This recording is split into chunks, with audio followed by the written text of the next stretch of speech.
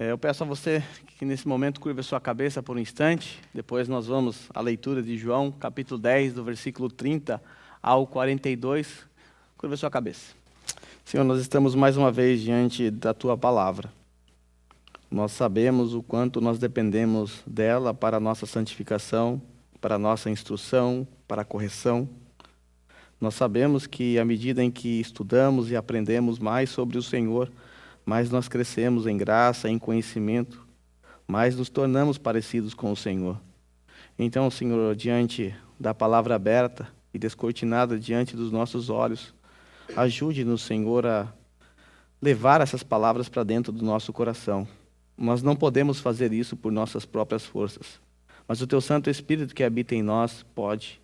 Então pedimos, nos ajude através do Teu Santo Espírito a gravar as palavras, as verdades, as doutrinas que temos aprendido no Evangelho de João e que aprenderemos também nessa manhã. Cuide da nossa mente, do nosso coração.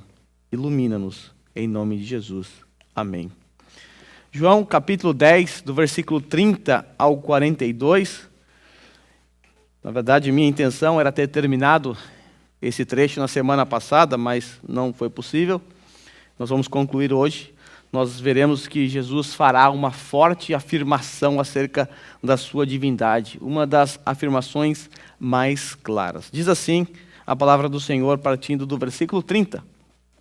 Eu e o Pai somos um. Novamente os judeus pegaram em pedras para apedrejá-lo, mas Jesus lhe disse: eu lhes mostrei muitas boas obras da parte do Pai. Por qual delas vocês querem me apedrejar? Responderam os judeus: não vamos apedrejá-lo por nenhuma boa obra, mas pela blasfêmia, porque você é um simples homem e se apresenta como Deus. Jesus lhes respondeu: não está escrito na lei de vocês? Eu disse, vocês são deuses?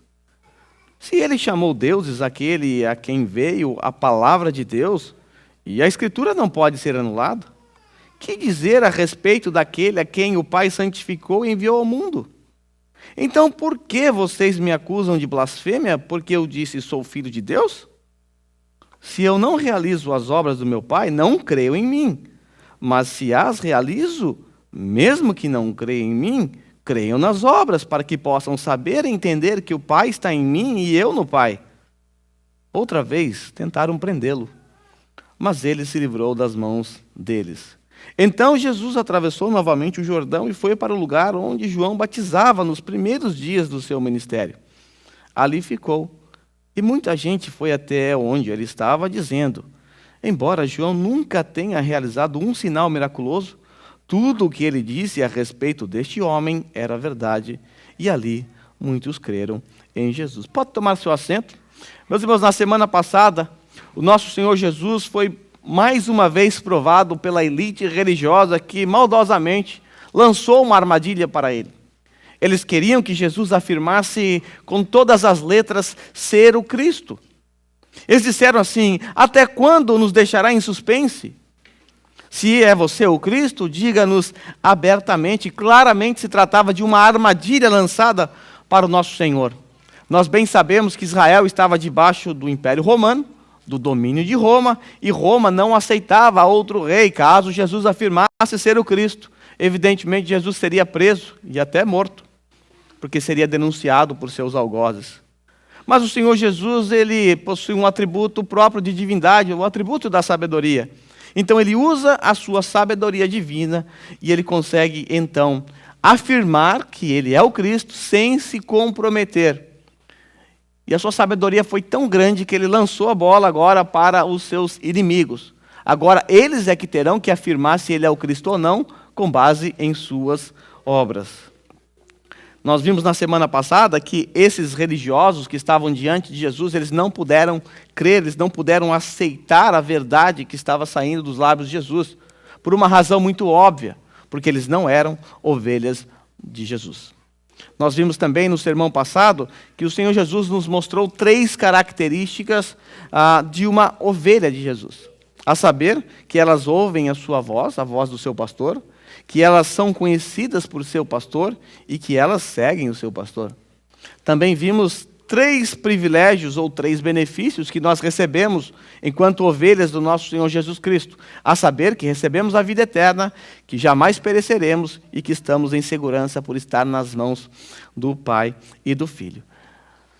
Quando o Senhor Jesus disse isso acerca da segurança, afirmando que nós estamos seguros por estar na mão do Pai e também na mão do Filho, veja só, ele disse, vocês estão seguros porque vocês estão na mão do Filho. A seguir ele fala, vocês estão seguros porque estão na mão do Pai. E aí então ele conclui dizendo, eu e o Pai somos um, que é o versículo que nós vamos estudar nessa manhã. Nós vamos encontrar então no versículo 30, que é o trecho que inaugura o sermão dessa manhã, uma forte declaração. Uma das mais claras declarações ou afirmações de divindade pronunciadas por Jesus Cristo. Nós estamos então diante de uma afirmação tão clara, mas tão clara que até mesmo os incrédulos, inimigos de Jesus, conseguiram compreender e tiveram uma reação bem enérgica. O Senhor Jesus, desde que ele começou o seu embate com os religiosos, lá no capítulo 5, ele tem afirmado a sua divindade. Essa não é a primeira vez. Inclusive, o intuito do evangelista João, ao relatar as histórias que ele presenciou, foi exatamente essa, provar a divindade de Jesus para os seus leitores. Então, na verdade, desde o primeiro versículo de João, nós temos uma afirmação clara da divindade de Jesus. No princípio é aquele que é a palavra, ele estava com Deus, ele era Deus, todas as coisas foram feitas por intermédio dele, e sem ele nada do que foi feito teria sido feito. João já começou logo enfiando os pés nas portas e mostrando que Jesus é Deus. Mas olhando para o embate de Jesus com os religiosos, já no capítulo 5, nós percebemos uma forte declaração de Jesus, que até mesmo os seus inimigos entenderam o que ele estava dizendo. Lembra que Jesus havia sido acusado de violar o sábado por ter curado um paralítico lá no tanque de Betesda e ordenado que ele carregasse a sua maca? Quando Jesus foi confrontado pela elite religiosa, Jesus diz assim, meu pai trabalha até agora, e eu também trabalho. Essa parece ser uma afirmação muito simples e normal para nós, mas não era normal para os religiosos daquele tempo.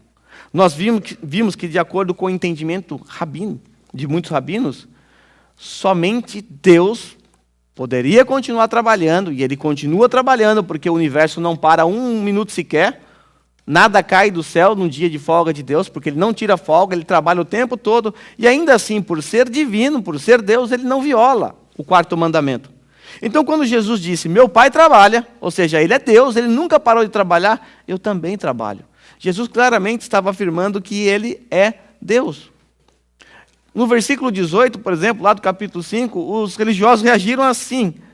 Por isso os judeus ainda mais procuravam matá-lo, porque não somente violava o sábado, mas também dizia que Deus era o seu próprio Pai, fazendo-se igual a Deus.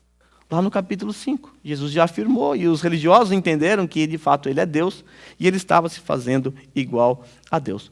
Os religiosos, eles erraram numa conclusão e acertaram na outra. Erraram ao dizer que Jesus estava violando o sábado, mas acertaram quando disseram que Jesus estava se fazendo igual a Deus, porque de fato ele é. Nós percebemos a mesma verdade lá no capítulo 6. Lá no versículo 35, sobretudo, o Senhor Jesus usou um dos 7 eu sous registrados no Evangelho de João, ao afirmar, eu sou o pão da vida. Vocês acabaram de cantar uma música que fala que ele é o grande eu sou. Vocês devem se lembrar que eu sou é uma expressão que foi cunhada lá na sarça ardente, quando Deus envia Moisés para libertar o povo. Assim que Deus se revelou a Moisés. Desde então, nenhum ser humano em sã consciência ousaria dizer eu sou alguma coisa. Mas Jesus, por ser Deus, afirmou, eu sou o pão da vida. No capítulo 7, Jesus também fez uma forte afirmação que apontou para a sua divindade, como nós vimos. Aquele que tem sede, venha a mim e beba. Nós vimos a relação disso com o Deus da antiga aliança que se revelou e cuidou do povo lá no deserto. No capítulo 8, nós encontramos mais um eu sou a luz do mundo, lá no versículo 12. E também aquela forte afirmação que gerou uma reação bem enérgica por parte dos religiosos. Jesus, lá no versículo 58, disse assim, em verdade vos digo, antes que Abraão existisse, eu sou. E os judeus então pegaram em pedras para matá-lo. E ele se ocultou no meio deles. No capítulo 9, nós vemos a divindade de Jesus sendo provada através da cura do cego. E agora nós chegamos no capítulo 10. No capítulo 10, Jesus está deixando ainda mais claro a sua divindade. Quando ele afirmou, eu e o Pai somos um, ele deixou muito claro quem ele é. Ele é o próprio Deus. Foi tão claro que eles entenderam claramente o que Jesus estava falando. Ele e o Pai é um. Nós vamos voltar para esse texto no final do sermão. Por hora eu quero prosseguir, eu quero olhar para os versos seguintes, nós vamos ver qual foi a reação dos judeus diante dessa afirmação tão profunda. Então nós temos aqui uma forte declaração no versículo 30, e no versículo 31 e 32 nós temos uma forte reação, uma enérgica reação. Diz aí a palavra do Senhor. Novamente pegaram os judeus em pedras para lhe atirar. Disse-lhe Jesus, tenho-vos mostrado muitas obras boas da parte do Pai. Por qual delas me apedrejais? Mais uma vez, os inimigos de Jesus, que estavam no pátio do templo, pegaram algumas das pedras que estavam ali no chão, foram em direção a Jesus para, mais uma vez, tentar matá-lo. Mesmo que a lei romana condenasse isso. Quando eles pegaram em pedras, o Senhor Jesus, então, com a sua sabedoria divina, se defende dizendo que ele tem mostrado para eles inúmeras boas obras. E o Senhor Jesus lança uma pergunta, por quais das boas obras vocês vão me apedrejar? Vale lembrar que ninguém é apedrejado por boas obras. Só era apedrejado quem violava a lei, quem era um transgressor, quem cometia algum crime, esses é que eram apedrejados. Ninguém é apedrejado porque realizou boas obras. Então Jesus, que mostrou na fuça deles inúmeras boas obras, agora está perguntando, e aí, por quais delas vocês vão me apedrejar? Qual é a minha sentença? Após a pergunta de Jesus, do versículo 33, os judeus então fizeram uma forte acusação. Nós temos uma forte reação. Jesus se defende e agora nós vamos encontrar uma forte acusação. Veja aí. Responderam-lhe os judeus, não é por boa obra que te apedrejamos. Vejam, eles reconhecem as boas obras de Jesus. Então não é por causa disso. E sim por causa da blasfêmia, pois sendo tu homem, te fazes Deus a ti mesmo. Percebeu como eles entenderam? A afirmação de Jesus foi tão clara quando disse eu e o Pai somos um, que até mesmo eles conseguiram entender. Só que como eles não compreenderam a profundidade e tampouco por não ser ovelha de Jesus Cristo não puderam entender espiritualmente o significado dessas palavras, então eles acusaram Jesus de blasfêmia. E por essa razão eles queriam apedrejar Jesus, porque de acordo com Levíticos, capítulo 24, versículo 16, todo blasfemo deve ser apedrejado. Como eles não acreditam, não creem que Jesus é Deus, que ele é o Filho de Deus, então eles se acharam na razão e no direito de apedrejar Jesus. Agora, como o nosso Senhor vai sair dessa? Porque dessa vez ele deixou muito claro quem ele é. Agora não há dúvidas. E se Jesus não é Deus, ele é um blasfemo. E se ele é um blasfemo, ele precisa ser apedrejado. Como Jesus vai sair dessa? Ele está diante de mais uma armadilha. Lançaram mais uma arapuca diante do nosso Senhor. Ele mais uma vez vai usar a sua sabedoria divina. Jesus vai fazer duas defesas incontestáveis. E com isso, ele vai provar que a afirmação do versículo 30 é verdadeira. Que de fato, ele e o Pai são uno. A primeira defesa é a própria palavra de Deus, que não pode ser negada. Veja aí, versículo 34 a 36. Replicou-lhe Jesus, não está escrito na vossa lei? Eu disse, sois deuses? Se ele chamou deuses aqueles a quem foi dirigida a palavra de Deus, e a Escritura não pode falhar, então daquele a quem o Pai santificou e enviou ao mundo, dizeis, tu blasfemas porque declarei sou filho de Deus? Jesus vai usar aqui a própria palavra para se defender dos seus acusadores. Jesus vai utilizar aqui o Salmo 82, versículo 6, em sua defesa. Este salmo, você deve se lembrar muito bem, foi lido pelo nosso irmão Eduardo na semana passada. Era para eu ter pregado, então era para ter casado com o sermão, mas não foi possível. Mas o nosso irmão Eduardo explicou muito bem acerca do significado dessa passagem, e eu não vou me deter a detalhes aqui, porque ele já fez isso. Mas eu quero olhar para o argumento empregado pelo nosso Senhor Jesus. E esse argumento era impossível de ser respondido por seus inimigos. O Salmo 82, verso 6, retrata Deus no ato de entrar numa assembleia dos juízes e condená-los por suas injustiças.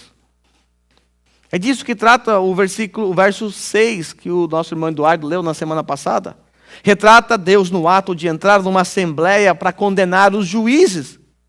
E ao citar a Bíblia aqui, agora o Senhor Jesus está encurralando os religiosos. Jesus diz assim: a Escritura não pode falhar. Veja bem, lá no Salmo, Deus chamou os juízes de deuses. Vocês estão querendo me matar porque vocês estão dizendo que eu afirmei ser Deus, e de fato ele estava afirmando? Mas vejam só, vejam como vocês são incoerentes. Lá no Salmo 82, verso 6, Deus chama os juízes humanos de deuses. E a Escritura não pode falhar. E agora, o que vocês vão fazer? Vocês vão me matar? Vocês vão dizer que o salmista errou? Que Deus falhou ao escrever? É óbvio que não. A Escritura chama os juízes humanos de deuses. Mas o que significa dizer que os juízes são deuses? Será que eles são uma divindade? Dignas de adoração? O que significa esse salmo? Um salmo que nos assusta, né? Afinal, a Bíblia diz que só temos um único Deus. E agora nós vemos a própria palavra de Deus, o próprio Deus chamando pessoas de divindades. Será que é isso? Certo que não. A ideia dessa passagem não é atribuir aos juízes divindade. É apenas mostrar para os seus leitores que os juízes que foram levantados por Deus, eles são apenas representantes de Deus na terra. Eles julgavam debaixo da autoridade de Deus. Por isso o salmista chamou eles de deuses, ou Elohim, porque eles eram juízes, debaixo da autoridade do supremo juiz. Quando Jesus usou o salmo, ele colocou a alta elite religiosa mais uma vez contra a parede.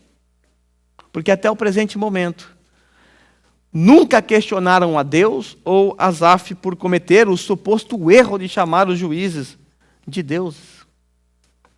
Evidentemente, Jesus era de fato divino. De fato, Jesus era Deus e infinitamente superior aos falhos e humanos juízes, lá citado no Salmo 82. Eles eram deuses no sentido de serem apenas representantes de Deus na terra. Agora, Jesus não. Jesus é o Deus verdadeiro. E há incontestáveis diferenças entre Jesus, o verdadeiro Deus, e os juízes. Como, por exemplo, os juízes receberam de Deus a palavra, conforme Jesus pronunciou nesse texto que está diante de nós. Jesus, ele não recebeu de Deus a palavra. Ele é a própria palavra. Os juízes nasceram de forma natural. Jesus não nasceu de forma natural, ele é pré-existente. E em um determinado momento da história, ele veio a esse mundo, mas ele já existia antes disso. E nasceu de forma sobrenatural também. Os juízes eram filhos de Deus apenas no sentido geral. Jesus é o Filho unigênito do Pai, no sentido mais amplo e profundo. A tarefa dos juízes era infinitamente inferior à tarefa de Jesus. Eles eram representantes que deveriam julgar de acordo com a lei. Jesus não é assim. Jesus é o Redentor, Salvador e o Deus encarnado. Sendo assim, Jesus deixa mais uma vez os religiosos sem argumento. A armadilha não funcionou mais uma vez. Eles não poderiam acusar Jesus de blasfêmia, porque se assim fizesse, ou se permanecesse a acusação, eles teriam que dizer que o Salmo também blasfemou, porque chamou homens de deuses. Essa foi a primeira defesa usada por Jesus, a palavra de Deus. A palavra de Deus, o Senhor disse, não pode falhar. A segunda defesa está nos versos 37 a 39. As suas obras. O Senhor Jesus vai usar agora as suas obras em sua defesa. Ele vai mostrar que a sua afirmação, lá no versículo 30, eu e o Pai somos um, é verdadeira por conta das suas obras. Diz assim, se não faço as obras de meu Pai, não me acrediteis, mas se faço e não me credes, credes nas obras, para que possais saber e compreender que o Pai está em mim e eu estou no Pai. Nesse ponto, procuravam outra vez prendê-lo, mas ele se livrou das mãos dele. Nós estamos então diante do segundo argumento incontestável. As obras de Jesus. As obras que ele tem realizado até o presente momento. E muitas delas na frente desses religiosos. Nós vimos no capítulo 9 que os religiosos incrédulos não puderam negar a cura daquele cego, porque havia muitas e muitas testemunhas. E de acordo com o relato que nós estudamos lá no capítulo 9, foi um milagre que nunca tinha acontecido na história. Nunca ninguém abriu os olhos de um cego. E Jesus deu uma forte evidência diante dos olhos deles. Mas eles é que eram cegos. O apóstolo João, ele sabe que os sinais eles apontam para a autoridade. Por isso ele gosta de usar o termo sinais. Sinais apontam para uma direção, aponta para a divindade de Jesus. E se ele é Deus, e se ele é o Messias, ele tem que provar, tem que mostrar na prática que ele tem autoridade para tal. E João sabe que os sinais servem para autenticar a autoridade de alguém. Isso está presente lá no Antigo Testamento. Por isso, no capítulo 20 aqui, versículo 30 e 31, o evangelista João diz que, na verdade, Jesus fez diante dos discípulos muitos outros sinais que não foram registrados nesse livro. Estes sinais, ou 7 sinais que ele colocou dentro do seu livro, foram escritos para que vocês creiam que Jesus é o Cristo, o Filho de Deus, e crendo tenham vida em seu nome. João sabe que os sinais apontam para uma verdade, apontam para uma direção, é uma seta que aponta para a cruz, que aponta para Cristo. Agora, se ele é o Cristo, se ele é Deus, ele tem que mostrar através das suas obras, através dos seus sinais. Os sinais miraculosos sempre serviram nas Sagradas Escrituras para autenticar a autoridade de alguém. Foi assim na Antiga Aliança. Quando Deus envia Moisés para libertar o povo, quem era Moisés?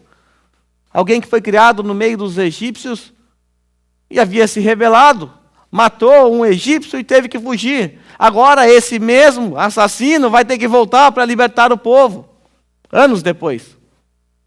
Com que autoridade? Agora ele não é mais um da corte. É alguém que foi cuidar de gados, de ovelhas. Com que autoridade? Aí Deus diz a ele assim: está vendo isso na sua mão? O que é isso, Moisés? Uma vara, Senhor. Então joga essa vara no chão. Imediatamente virou uma serpente. Moisés fica assustado, dá um passo para trás. Aí Deus diz: calma, agora pega na cauda da serpente. Voltou a ser o seu cajado. A seguir o Senhor diz: coloque a tua mão dentro da sua roupa. Agora tira, cheio de lepra, podre, esbranquiçado. Agora coloca de volta. Não tem mais nada. Aí Deus diz assim: se assim mesmo eles não acreditarem, pega um pouco de água do rio Nilo e joga no chão que vai virar sangue. Sinais para autenticar a autoridade de Moisés.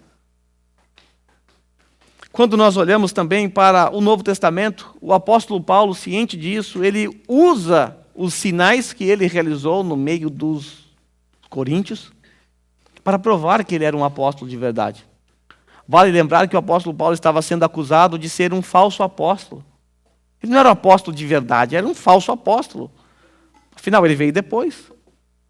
E Paulo então vai provar a sua apostolicidade. Ele diz assim, lá no capítulo 12: as marcas de um apóstolo, sinais, maravilhas e milagres foram demonstrados entre vocês com grande perseverança. Uma evidência de que eu sou um verdadeiro apóstolo é que eu realizei na presença de vocês sinais, maravilhas e muitos milagres. Por isso nós percebemos que no Novo Testamento há inúmeros milagres acontecendo o tempo todo na vida dos apóstolos. O Senhor Jesus havia dito isso a eles: os sinais seguirão os que creem. E de fato seguiu os apóstolos até que a autoridade apostólica foi estabelecida. Até que não foi mais preciso provar que eles eram apóstolos. Todos acreditavam já nisso. E aí então nós olhamos no final do Novo Testamento que esses sinais começaram a deixar de seguir os apóstolos. Agora eles já não curam mais. Será que faltou fé? O apóstolo Paulo, escrevendo a Timóteo, diz: toma um pouco de água com vinho aí por conta dos seus problemas estomacais. Espera aí, Paulo, você curou um monte de gente. Você chegou a ressuscitar um garoto que caiu da janela. Você não pode curar, não, Timóteo, seu filho na fé? Paulo está numa viagem missionária, uma das suas últimas viagens, e um de seus companheiros, chamado Trófimo, fica doente, muito mal. Era só Paulo curá-lo, não é verdade? Mas o que Paulo faz? Manda ele embora. Manda ele se tratar. O que aconteceu? Faltou fé na vida de Paulo? Ele perdeu a fé? Não. Os sinais deixaram de seguir os apóstolos no final do Novo Testamento. No final do Novo Testamento. Então, quando Jesus ordenou aos judeus, aqui no nosso texto, judeus que evidentemente que não creram nele, que crescem apenas nas suas obras, Jesus estava fazendo um loop aqui no pensamento deles. Tá bom, vocês não querem crer em mim? Faz o seguinte, creiam nas minhas obras, que elas são incontestáveis. Creiam nas minhas obras. Só agora presta atenção no que Jesus está fazendo. Jesus está dizendo assim, vocês não creem em mim, creem nas minhas obras. Se vocês crerem nas minhas obras, vocês vão crer em mim. Porque elas apontam para mim. Não é isso que o texto diz? Se não faço as obras de meu Pai, então não me acrediteis. Mas se faço e não me credes, ou seja, se vocês não creem em mim, creiam nas obras. Para quê? Olha aí a resposta. Para que possais saber e compreender que o Pai está em mim e eu estou no Pai. Versículo 30, eu e o Pai somos um. Ah, vocês estão escandalizados porque eu disse que eu e o Pai somos um? Vocês não conseguem acreditar em mim? É verdade. Tudo bem. Mas nas minhas obras, vocês têm que acreditar. Foi realizado na frente de vocês. Então creiam nelas. Ao crer nas obras, vocês vão saber e vão compreender que o Pai está em mim e que eu estou no Pai. Porque eu e o Pai somos um. Evidentemente, eles não conseguiram se safar dessa. E apelaram mais uma vez. O texto nos diz que mais uma vez procuraram prender Jesus. E Jesus se livrou das mãos dele. O capítulo 10 termina com o nosso Senhor se retirando depois disso, da Judéia, indo para a região da Pérea. Ele foi lá para a região onde João Batista batizava, logo no início do seu ministério. O versículo 40 e 42 diz assim: novamente, se retirou para além do Jordão, para o lugar onde João batizava no princípio, e ali permaneceu. E iam muitos ter com ele e diziam: realmente, João não fez nenhum sinal, porém tudo quanto disse a respeito deste era verdade. E muitos ali na Pérea creram em Jesus. Então nós temos o início do ministério de Jesus na Pérea. Nós vimos que todo esse embate, toda essa discussão, todo esse celeuma, essa raiva dos judeus, nesse momento, nesse episódio especificamente, se deu por conta da afirmação do versículo 30. Eu e o Pai somos um. Eu quero então voltar para esse versículo e refletir um pouquinho com vocês nessa afirmação, porque é uma afirmação muito importante para o cristianismo. Todo cristão deve estar ciente das verdades que estão por detrás dessa afirmação, porque tem havido muito erro no meio da cristandade, muita confusão acerca desse assunto. Jesus disse: eu e o Pai somos um. Automaticamente uma pergunta precisa ser respondida nesse momento. O que significa o Pai e o Filho serem um ou uno? O que isso significa? E aqui é que muitas pessoas erram. E eu não quero que vocês erram. Então nós estamos diante de uma pergunta muito importante, no qual nós não podemos errar jamais. Quando nós nos deparamos com o pedido de Filipe, lá em João capítulo 14, versículo 8, nós vemos uma resposta de Jesus muito semelhante à que nós estamos vendo, que também traz confusões. Disse Filipe: Senhor, mostra-nos o Pai e isso nos basta. A resposta de Jesus foi o seguinte: você não me conhece, Filipe, mesmo depois de eu ter estado com vocês durante tanto tempo?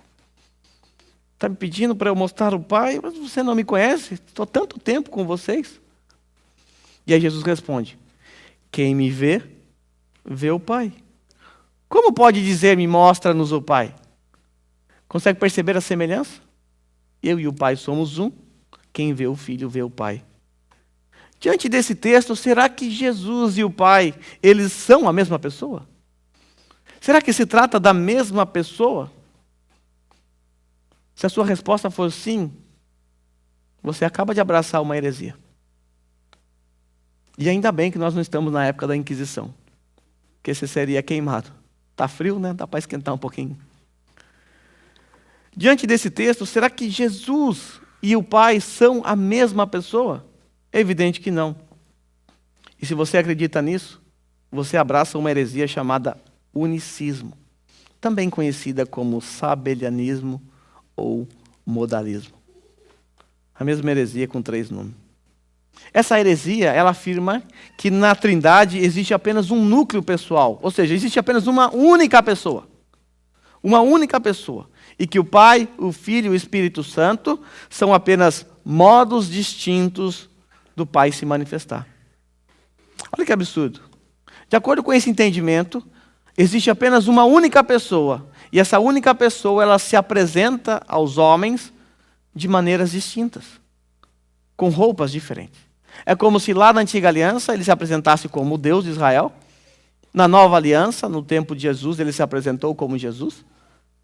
E depois que Jesus morreu, ele se apresentou como Espírito Santo. É como se Deus trocasse de roupa e descesse aqui. Ora ele desceu como Deus de Israel, ora ele desceu como o Filho de Deus, ora ele desceu como Espírito Santo. Isso é uma heresia. Para entendermos isso, é preciso estudar, claro, evidentemente, a doutrina da Trindade. E nela nós aprendemos que Deus é uno. Uno em relação à sua natureza, não à sua pessoalidade.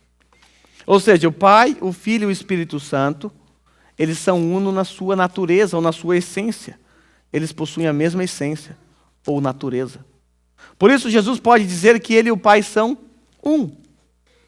Possuem a mesma essência, a mesma natureza. Ao mesmo tempo que você encontra na Trindade 3 pessoas.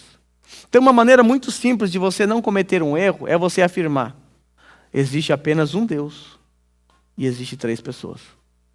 Uma maneira muito fácil de você não errar. E cada uma dessas pessoas, Pai, Filho e Espírito Santo, todas elas são plenamente divinas. Você não pode fazer divisões, não pode fazer contas, você não pode acreditar que o Espírito Santo é 33,3% divino, o Espírito Santo, e o Pai, o Filho, os 3, somando, dando 100%. Você tem que afirmar que tanto o Pai, quanto o Filho, quanto o Espírito Santo são plenamente distintos entre si e todos eles são plenamente divinos. Olhando para essa imagem que está na tela aí, vai ficar mais fácil para você entender essa doutrina. Do lado externo do triângulo que aparece aí nessa imagem para vocês, você vai encontrar 3 afirmações negativas. Essas afirmações precisam estar na nossa mente para não cometermos erros ou heresias. Vamos lá, parte externa. O Filho não é o Pai. O Pai não é o Filho ou o Espírito Santo. O Espírito Santo não é o Filho. São pessoas distintas. Há 3 pessoas distintas na Trindade. Essas são 3 afirmações negativas. Um não é o outro. São pessoas distintas. Na parte interna do triângulo, você vai encontrar 3 afirmações positivas que devemos afirmar, se somos cristãos, é verdade. O Filho é Deus, o Pai é Deus e o Espírito Santo é Deus. O Pai não é o Espírito Santo não é o Filho não é o Pai. Mas o Pai, o Filho e o Espírito Santo você tem que afirmar. O Pai é Deus, o Filho é Deus e o Espírito Santo é Deus. Agora, não se trata de 3 deuses. As testemunhas de Jeová nos acusam de acreditar num Deus com 3 cabeças. Nós não cremos em 3 deuses. A Bíblia nos diz que existe apenas um único Deus. Somente um único Deus é digno de ser adorado. Então, quem é Deus para o cristão? O cristão responde assim: Deus é Pai, Filho e Espírito Santo. Quem é Deus para nós? Pai, Filho e Espírito Santo. Deus é único porque ele possui uma mesma essência. Há apenas uma única essência na divindade, a essência divina. E ele é trino porque há 3 pessoas que compartilham dessa mesma essência, dessa única e mesma essência. Sendo assim, quando Jesus respondeu para Filipe: quem me vê a mim, vê o Pai, Jesus não estava afirmando que ele é a mesma pessoa que o Pai, mas que ele compartilha da mesma natureza, da mesma essência. Por isso lá em Colossenses capítulo 1, versículo 15, diz assim, que ele, Jesus Cristo, é a imagem do Deus invisível. Porque espírito não pode ser visto. Você não consegue ver um espírito, e Deus é espírito, mas a gente pode ver Deus através de Jesus Cristo, porque Ele é a imagem do Deus invisível, o primogênito de toda a criação. Por isso, quem viu o Filho, também viu o Pai. Certamente você pode estar confuso agora, porque isso parece não fazer muito sentido, racionalmente falando, né? Parece que isso não entra, não cabe na nossa cabeça, e não vai caber mesmo. Nós estamos falando de Deus, não de um objeto. A Trindade, ela é um mistério para nós. Nós não conseguimos entender isso de forma racional, mas nós temos que crer porque está na Bíblia. O ponto é que, apesar de ser inexplicável, ou não ser racional, ela não pode ser negada. E nesse ponto eu concordo com as palavras do teólogo Millard Erickson, que diz assim: tente explicá-la sobre a Trindade.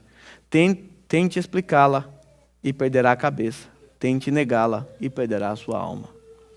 É impossível entender essa doutrina de forma racional e lógica. Sabe por quê? Porque existe uma doutrina chamada a incompreensibilidade de Deus. É um tópico da teologia sistemática. Isso significa que Deus não cabe na sua cachola. Não cabe na sua cabeça. Tentar entender a Trindade de forma racional é o mesmo que tentar fazer uma formiga entender de programação de computador. Ela não consegue. Ela não pode. Ela é um ser bem limitado para isso. Nós, na verdade, somos uma formiga tentando entender uma programação de computador. Somos limitados. Mas apesar da incompreensibilidade de Deus, isso não significa que não encontramos verdades pelas quais devemos crer e afirmar o tempo todo. Sobre a Trindade, há afirmações que precisamos crer. Há verdades que precisamos defender, do contrário, cairemos em heresias. Sendo assim, deixa eu dar uma breve definição sobre a Trindade para vocês. Deus existe eternamente como três pessoas: Pai, Filho e Espírito Santo. Cada pessoa é plenamente Deus e existe um só Deus. Se você guardar essa definição na sua mente, você não vai errar mais. A primeira afirmação: Deus existe eternamente como três pessoas: Pai, Filho e Espírito Santo. Pessoas distintas. Cada pessoa é plenamente Deus ou plenamente divina. E existe apenas um único Deus. Quantos deuses existe? Um Deus, três pessoas. Nós temos aqui um resumo trinitário para a gente caminhar para o fim. Primeiro ponto: Deus é Pai, Filho e Espírito Santo. Lembra que eu disse? Uma maneira de você responder quem é Deus é: Deus é Pai, Filho e Espírito Santo. João 1:1 diz assim, que no princípio era o Verbo era Deus e o Verbo estava com Deus. Veja que não era a mesma pessoa. O Filho não pode ser o Pai porque ele estava com o Pai lá no princípio da criação. Em João 17:24, Jesus fala a Deus Pai, em oração, ele diz assim: minha glória é que me conferiste porque me amaste antes da fundação do mundo. Ele não pode estar falando consigo mesmo, ele estava falando com outra pessoa. Há uma distinção aqui.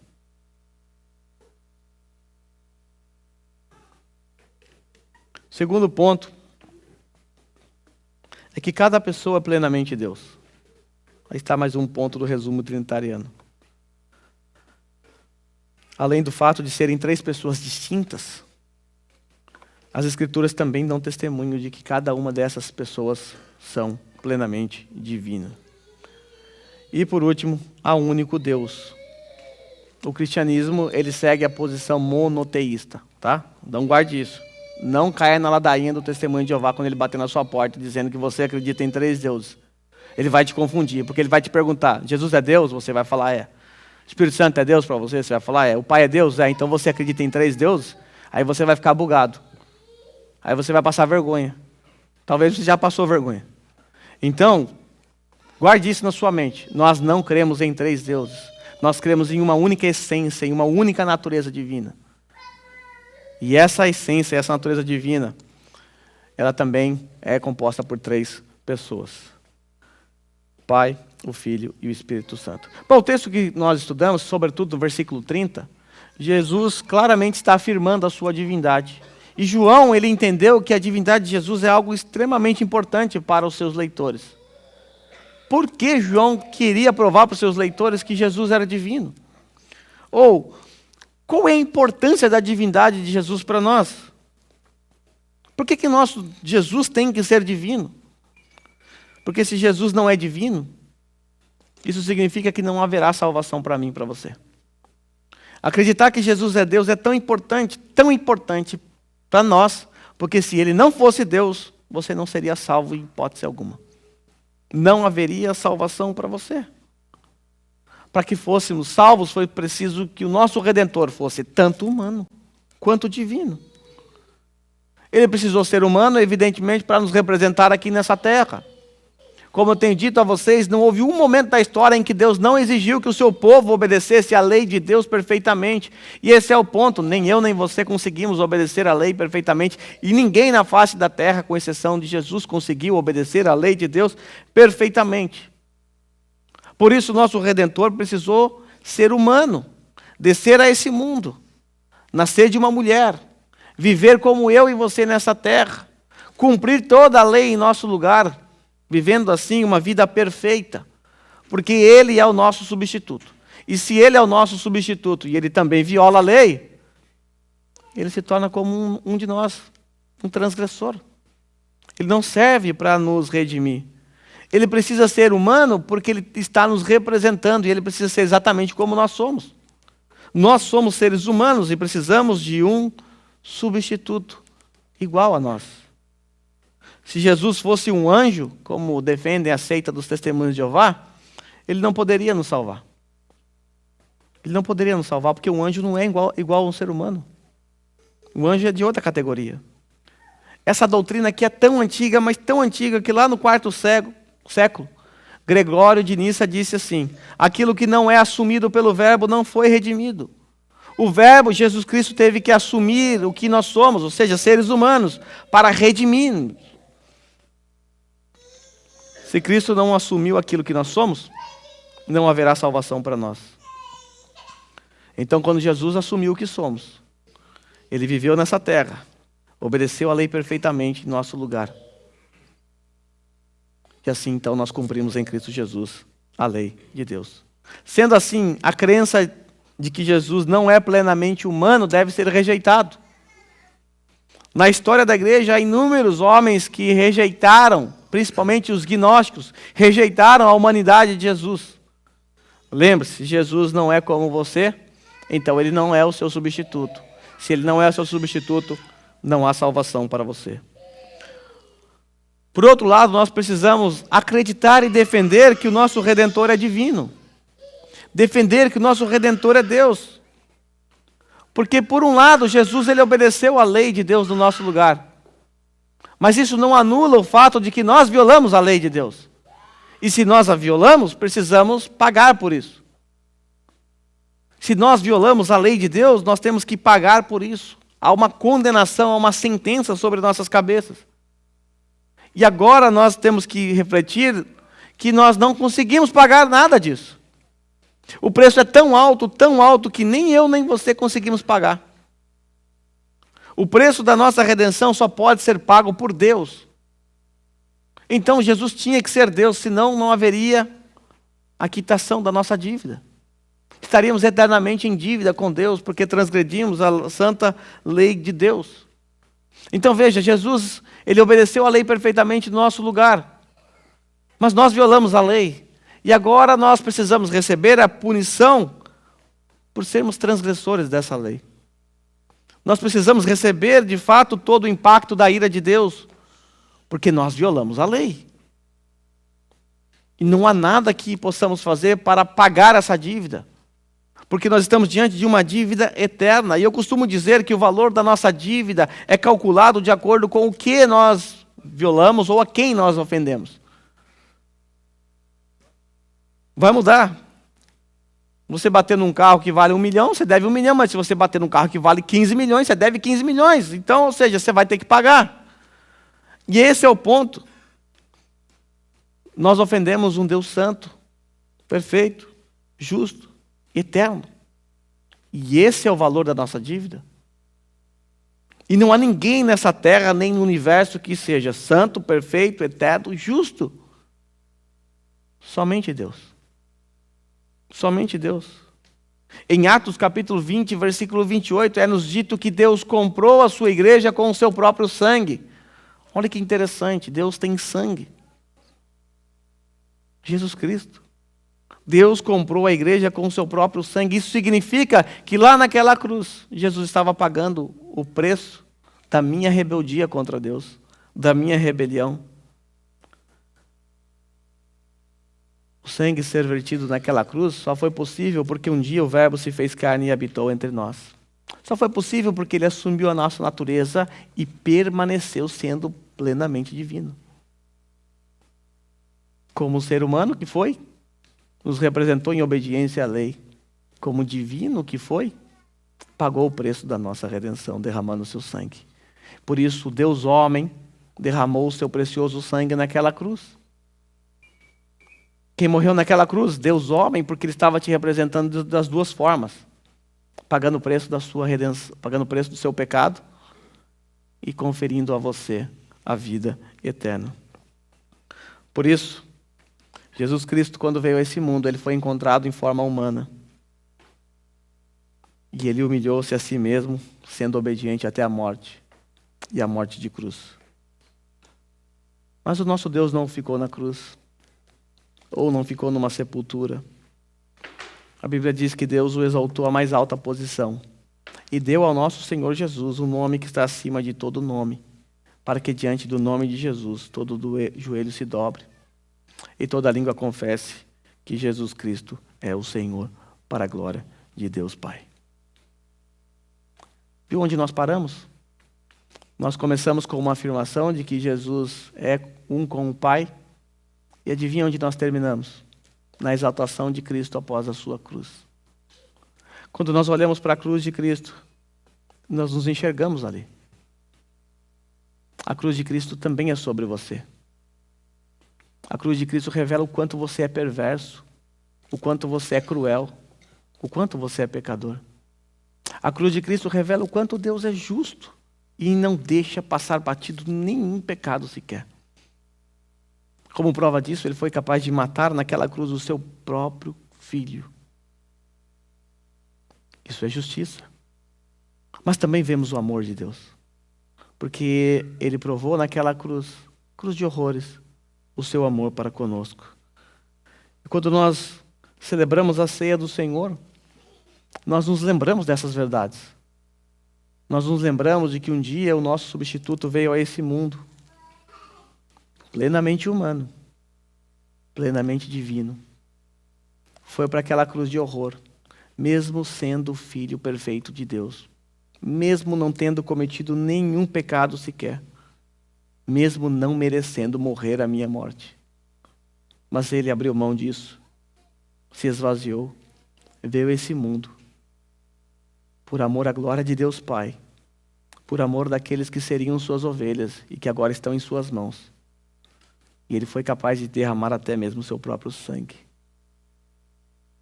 Enfrentou uma sepultura por 3 dias, mas logo foi ressuscitado para a glória de Deus.